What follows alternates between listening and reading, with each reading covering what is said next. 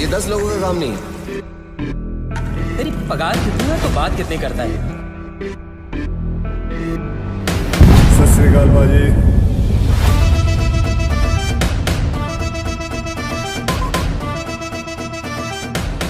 क्या रे, कितना टाइम हुआ हमारे? 2 दिन हो गए। 2 दिन फिर भी लेके घूम रहा है बॉडी को? हाँ चला, जाओ दे जाओ दे।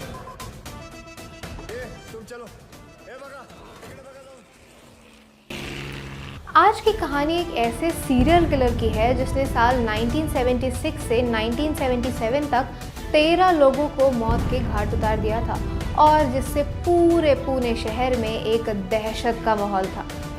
उसने अपने इस कत्लेआम की शुरुआत जोशी फैमिली से की थी, जिसमें 3 लोगों की हत्या उसने कर दी थी।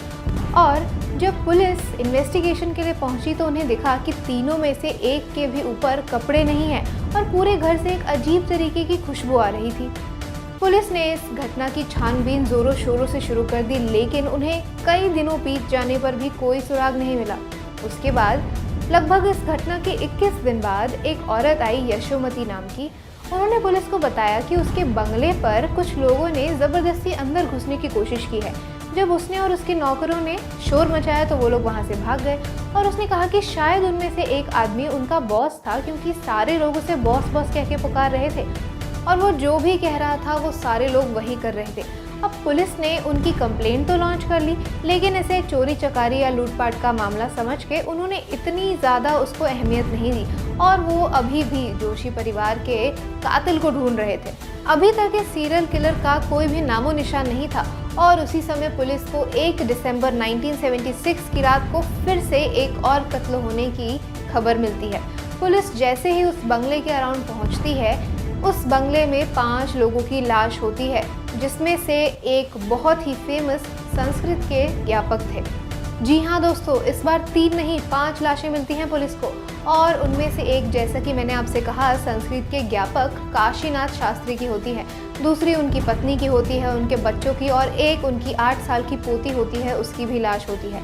देखने वाली बात यह है कि इन सारी लाशों के भी सेम तरीके होते हैं जैसे कि पुलिस को पिछली 3 लाशों में दिखे थे। इनके ऊपर भी किसी के ऊपर कपड़े नहीं होते हैं, एक नीली कलर की वायर से इनके हाथ पैर बंधे होते हैं और गले में फंदा लगा हुआ होता है और इनके मुंह में कपड़ा ठूसा हुआ होता है। पुलिस ये सब देखकर बहुत ही ज़्यादा परेशान हो जाती है और अभी फिर से इस घर से एक सेम तरीके की खुशबू आ रही थी, जैसा कि उन्होंने पिछले स्पॉट पर देखा था। अब पुलिस इस घटना से बहुत ज़्यादा सतर्क हो जाती है और इन्वेस्टिगेशन बहुत ज़्यादा ज़ोरों शोरों से चलने लगता है। लेकिन अब जो आम जनता है वो जोशी परिवार के इस घटना से डर तो गई ही थी, अब वो शास्त्री परिवार के जब 5 लोगों की मौत हो चुकी है उससे ज़्यादा और दहशत में आ चुकी है। और इसके बाद पुलिस जनता की निगरानी बढ़ा देती है। लोग भी बहुत ज़्यादा डर जाते हैं, जैसे ही शाम होती है अपने घर के खिड़की दरवाजे बंद कर लेते हैं। अगर कोई भी अनजान आदमी दिखता है तो उन्हें डर लगता है कि आखिर ये आदमी है कौन।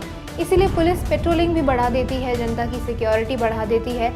लेकिन वहाँ के एएसपी जनता की सुरक्षा के लिए जनता में इस डर को देखते हुए सीआरपीएफ को भी बुलाते हैं और उनसे भी सुरक्षा करवाते हैं। तो अब क्या थी इस मर्डर की गुत्थी और कौन है ये सीरियल किलर, ये जानने के लिए आपको नेक्स्ट वीडियो का वेट करना होगा। आज के लिए तो इस वीडियो में बस इतना ही।